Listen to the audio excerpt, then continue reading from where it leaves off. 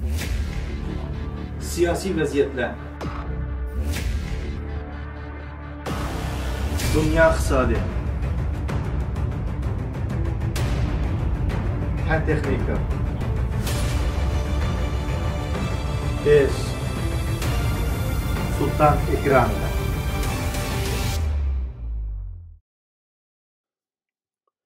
Assalamu alaikum, hürmetli qarindoshlar. Men G'anishonlar Nabijala. Bugungi programmamizda biz vatanimiz Sharq Turkistonda Xitoy tajovuzchilari tarafidan Xitoy virusining vatanimiz Sharq Turkistonda 7-ayning 14-kundan boshlab tarqaldi deb butun Sharq Turkistondagi shaharlarni qator rayonlarni qamal qilganligi va xalqimizni uyga sulash bilan birga yana aniq bo'lmagan tipdagi suyuqlik va kapsulali dorilarni majbur ichkizganlik to'g'riliq xabarlarni ko'rdik. Buning Xitoy virusining oldini oladi, Xitoy virusiga qarshi immunitet kuchini yuqoriladi degandek shaklda ba'zi rayonlarda setish, ba'zi rayonlarda majburiy satmasimi uyga kirib majburiy shaklda beshida qarab turib ishkizish qatorliq mushu shaklda harakat ilib borganligi hammamizni ko'rdik va xabar topdik. Bu dorilar ba'zi qarindoshlarimiz ichgandan keyin aytdi. Kapsulali dorilardan keyin ba'zi rayonlardagi qarindoshlarimiz ichgan oshqozon og'rish, anandan keyin jiddiy shaklda badanda o'zgarish bo'lish va jiddiy qusilishga olib borish degandek bir alomatlar, har xil hodisalar yuz bergan bo'ldi. Endi buni Xitoy tajovuzchilari nima uchun ishkizyotidi, buning tarkibida zodi qanday dorilar bor degan to'g'rida biroz izlanishlar. Xitoyning shu vatan ichida bo'lsin va vatan sirtida hatto Xitoy konsulxonalari orqali ishkizyotgan bu bir kapsulali dori ekan, uning ismi Xitoycha Lianhua Qingwenjiaonang deydi ekan. Mushuning rasmini dorining qepining qutini ko'rinishini chiqarib qo'ydim. Bu shaklda taqtiyotganlar bu dorining Xitoy virusining oldini oladi va yoki bo'lmasa virusning inson badanining kuchlanib shu virus qarshi turadigan holatda bo'ladi deb kuniga deganda kechda ikki taldan ichayotganligi anglayotimiz. Endi bu dorining rost shundoq bir tarkibi, rost shundoq aloyidligi, rost shundoq Xitoyli degandek bu inson badaniga foydalikmi, virus o'ltiralamdi yoki bo'lmasa virus insonning badanining immunitet kuchini yuqori ko'taralamdi degan to'g'risida material ko'rish jarayonida qarindoshlar 5-ayning 4-kundagi 2020 yil chiqqan bir xabarni ko'rdim. Bu xabarda bizning Shvetsiyadagi tamojaga kirgandan keyin bu Shvetsiya davlatiga kirgandan keyin tamojdagi tajribaxona bu dorining tarkibini aniqlagan. Tarkibini aniqlash jarayonida bu dorining tarkibida hech qanday bir virusning oldini oladigan yoki bo'lmasa virusga qarshi turadigan yoki bo'lmasa uni to'sib qoladi yoki insonning immunitet kuchini kuchlantiradigan bir elementning borligini bilmagan. Faqat buning ichida spirt borligini bilgan.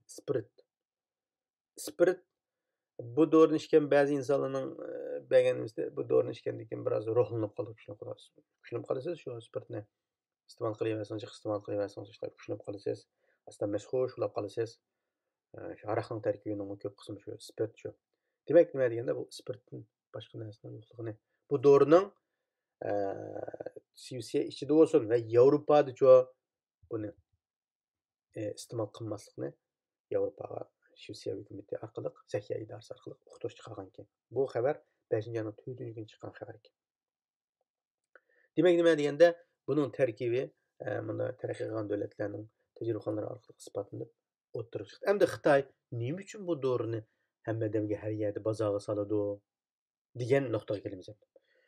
Bu munozara solishidagi sabab endi uning tarkibida boshqa bir g'ayri nima yo'q ekan hozir nimada virus yoki bo'lmasa taqtiyotgan narsa. Ammo buni nima uchun buday qilish bu majburiy, hatto konsulxonalar tashabbus qilib shu yerdagi Xitoylarga bo'lsin, mayli o'sha ba'zi davlatlarda masalan Saudiya Arabistonda anladik Uyg'urlarning berib shuni talishib ilib ichayotganligini, ba'zi Uyg'urlarning, qisman Uyg'urlarning. Anandan keyin mavo Turkiyadagi konsulxona orqali o'quvchilar uyushmasining WhatsApp undidor to'plarida buni taqib nayda davron qilib immunitet kuchini oshirdi, mana ish bilan mabakaga badi deb bakaga taqib o'sha yerda bizning Uyg'ur o'quvchilarning ichayotganligini angladik. Endi buning oqibat parda ko'rinish nima degan vaqtida qarindoshlar bizning vatandaşlar o'zingizlar ko'rdinglar, xalqlarimizni zo'lab, majburlab, ishkizib ba'zi yerda pulga setib, ba'zi yerda majbur og'ziga quyib qilib. Bu dorining kelish manbasi ekan desanglar, Xitoyning Muşu Xitay virusu qarşı bir Junanshan deydigan bir Xitay var. Bu Xitay muşu yuqumli kasalliklarning nimasini qildigan, aldingan bir xabarligi chiqqan bir Xitay endi. Professor darajali Xitay endi. Bu Xitayning şirketining doğrusu ekan bu. Şu Xitay ishlab chiqargan doğru ekan. Bu Xitayning 90 dan ortiq şirketi var ekan, doğru şirketi. Doğru ishlab chiqaradigan, sotadigan bo'lsin. Mush Xitayning o'ziga qarashli 90 dan ortiq şirket var ekan.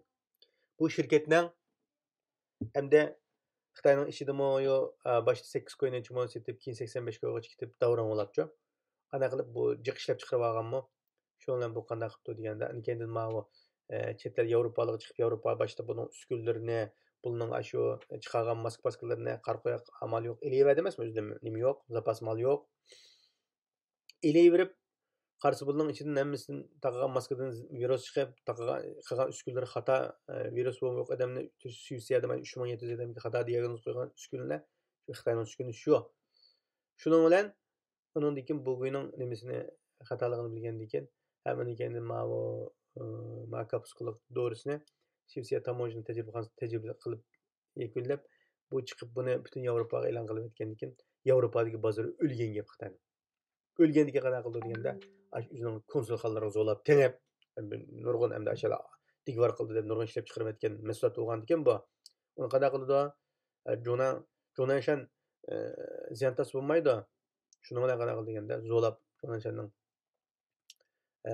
nimasi bilan ayada Chonchongo bilan til biriktirib bizning vatanga zo'lab shu ismingizga suyuqlik aylantirib, bijturkum nimani yana bir xaltaning cheksib, yana bijturkum dorini kapsulik mao hozir degan mana Lianhua, Qingwenjiaonang deganda buni zo'lab bizning vatanga olib ashada ba'zi yerlardan yerlikdan pul olgan gap, ba'zi qanaqa qilib Xitoy shu masalan bizning Sharq Turkistonga yo'llab o'tgandan keyin uni jamal qilib Chonchongodan oladi pulni-chi. Shuna qilib bu til biriktirilib bo'lgandan keyin shu nimada bu Xitoyning nimasida bu ofatni pul tepishning yo'li qilgan gap. Pul tepishning yo'li qilib bu shaklda buni iste'mol qilishga yo'l ochgan gap. Demak, Yevropadagi, Amerikadagi mutaxassislar buning nimasini ba'zi bir xabarlarda anglagandik.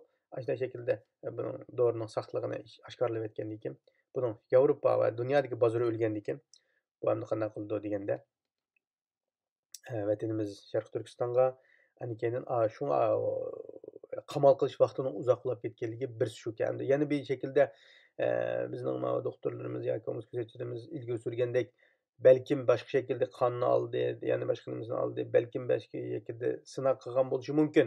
Uni qilmaydi deyamaymiz. Hamda qildi, mana qildi deb deyadigan qo'limizda isbot yo'q. Lekin Xitoy cho'qim qiladi. Mayli shu vaksinani sinash uchun ba'zi bir qarindoshlarimizga urib uni shaklda bunda qilgan bir kuzatgan yoki bo'lmasa tajriba ilib qolgan yerlari bo'lishi mumkin. Umi keyingi kunlarda inshaalloh cho'qim ichiladi. Bu ichilmaydigan sir yo'q. Xitoyning bu nimasi inshaalloh bara Allohning izniyle ichiladi. Bu Xitoyning her şekilde biz bunu sotqa chiqishga qo'limizda chiqimi dalil paket bo'ldi deb o'ylayman. Ammo hozirgi dorining ma shaklda setilishi, ma shaklda majburlanishi Junanshan degan Xitoyning shirkatini boy qilish shaklda xalqimizning pul milini sug'urib olib majburiy shaklda. Chunki Xitoyning boshqa ülkelerga bunday shaklda bizni xalqimizni so'lganda 40-50 kun, 60 kun bunda majbur so'layolmaydi ya. Bizning xalqimizni qila oladi ya, u yerda degan o shakldagi u rayon bo'lgan, u tajriba rayoni-ku. Har xil shaklda siyosatni tajriba qilgan, o'qitorini tajriba qilgan, doğrusini tajriba qilgan, insonlarning organlarini olib sotadigan tajribaxona-ku bizning Sharq Turkiston Xitoy uchun. Unday bo'lgandan keyin Xitoy bu shakldagi bu ishlarni qilayotganligi o'ttirda. Hamda jumlaga jazolarga sulayotgan, mushta shaklda qiyin qisaqqa urug' tuqqanlarni ilayotgan insonlarning o'zining ko'lab bilib turib, yana Xitoy konsulxonasidan taqatgan dorini ishlatishi, iste'mol qilishi va maskalarini taqishi Turkiyadagi bijteliga beradigan azayada Xitoyning bakaliq maskasini, zaharlik maskasini taqab yurishi, ashlidan ilishi bunday insonni ichindiradigan bir ishchi. Andan keyin Saudiya Arabistondagi ba'zi Xitoy bilan texi bağlantısı kesilmegen, texi Xitoy bilan texi konsulxonasiga berib, onundan bir nepkep qılamı gidip telmirib turayotgan, aşırı bilen taqatgan, meyli doğrusu olsun, meyli Başka maska paska onda bir canlı aşağıda nayeti huzuru bilen, xoşallık bilen qabul qilib elib talışıp yeyatgan şu insonlarga shunday degim keldi. Sizlar o'lmamsizlar degim keldi ashuncha. Bu Xitoyning o'layotganligi, halok yuzinayotganligi bu kunida mushuni ko'rib turib yana aşı yaman yo'lidan, aşı yaman Xitoy bilan hamchapaq, appoq-chapoq bo'lgan nimasidan yonmaslikning o'zi nima deganda, qalbining kirlashib ketganligi. Qalbining o'lganligicha inson emasligi. Inson deb o'zini manda odam men pokunchi hojim, men tuganchi hojim deb жүрген gulning edim emasligining isboti bu. Shunga men bu yerda uni eskartib qo'ymoqchi, Xitoy hamini halok bo'ladi. Halok bo'lgandan keyin Xitoy bilan hamnafas bo'lgan, Xitoy bilan mushu yaqinchilik o'tgan bu shunning jazosi hech qachon tortilib qolmay, surishtirilmay o'tib ketmaydi. Tarix betlariga yoziladi ham buning jazosi tortiladi. Bu chuqur buning bedelini to'lash kerak. Xitoy bilan hamnafas bo'lgan, o'tirib qopgan, ashliga yordam bergan, Xitoy konsulxonasida appoq-chapoq bo'lgan, til biriktirib, o'zining vatanini, xalqini, shu uchurlar bilan, buning bilan o'zining foyda manfaati, o'zining tuqqunni qutuldirib qolmada bir ummatni, bir xalqni setib etgan gulning hamon surishtish bo'ldi, hamon jazosi bo'ldi. Ular unutilib qoladi, bilmaydi deb qolmanglar, yezilib mengatadi, yezilib. Vatandagi xalqimizga majburlab, yelini siqib turib, og'ziga ichib bo'lmaguncha shu nazorat qilib turib kirgan doktorlar, anandan keyin sestralar, anandan keyin chiqdi. Ammo vatan sirtidagi konsulxonada ashaldan ilib yeyotgan, hattoki ba'zilar izlab so'rab, necha yillik pulga setib olib bo'lgan insonlar tarkibini deb qo'ydi. Ham unda qilgan Xitoyning mayli u shu Xitoyning vaksinini Xitoy ishlab chiqargan taqdirda uzdurmaymiz, shaxsan men uzdurmayman. Xitoy butun dunyoda vaksinni Xitoy ishlab chiqarib, boshqa davlat ishlab chiqarmagan taqdirda Xitoyning vaksinasi kasalga foyda qilgan deb qolsam, shaxsan men o'lib ketsam shu kasalda mayliki vaksinasini ishlatkizmayman. Ishlatmayman o'zim. Nima deganda Xitoyning hamma nimasi biz uchun zaharli. Hamma nimasi uchun qarshi tura olsak, Xitoyning ustidan g'alaba qilamiz. Unda qilmay, doğrusini yapqan men saqlab qolay, o'zimni saqlab qolay, tuqqunimni saqlab qolay, mexchi deb unda bedel to'lash, hech qaysimiz bedel to'lashni bilmasak-ku, vatan ozod bo'lmaydi. Bedel to'lashni hammamiz bitang bedelni shu to'lash tishlik bedelni to'layolganda vatan ozod qila olamiz. Bo'lmasa, quruq shuar, quruq gap, quruq uni buni deb hayotimizni o'tkazamiz. Shuning uchun bu Xitoyning bu nimasining tarkibini deb qo'ydim qarindoshlar. Shuning uchun ba'zida iste'mol qilayotgan, buningdan keyin chiqadigan ham dorilarningmi ba'zi davlatlar uqmay bilmay elib keyin pushaymon qildi, necha million ziyon tortdi, Xitoy 10 milliard foyda oldi, uskuni setib, maska setib va boshqa narsalarni setib.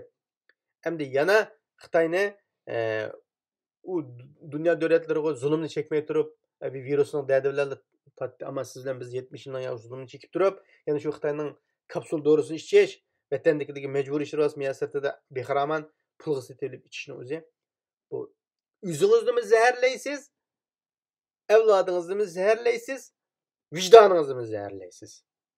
Uning tarkibida hech qanday bilim yo'q ekan. Foydali bo'lsa qanchalik ishlatdingiz uni bilmadim. Ammo foydasining hech nimaga foydasi yo'qligi bir baqaga bergan taqdirdami? Agarchi u hasal zaharni berib turibdi-ku, hasalni bergan baqaga bergan taqdirdami? Yoki oltin bersin, yoki unidan yo'g'on ifar bersin bizga. Hech nimasini ishmaymiz Xitoyning. Shunday bo'lgan vaqtida anandan keyin men vatanga, men xalqqa bedel to'laymiz. Bo'lmasa, ashunday shaklda hayotimiz o'tadi. Keyingi programmamizda yaxshi, unumli xalqimizga foydali bo'lgan uchurlarni va xabarlarni yetkazishga tirishamiz. Uning uchun kanalimizni qo'llab-quvvatlanglar, abone bo'lib qo'yinglar. Buni unutmaslik uchun yana qayta takrorlayman qarindoshlarim. Hammanglarga Janob Allohga topshirib, assalomu alaykum va rahmatullohi va barakatuh.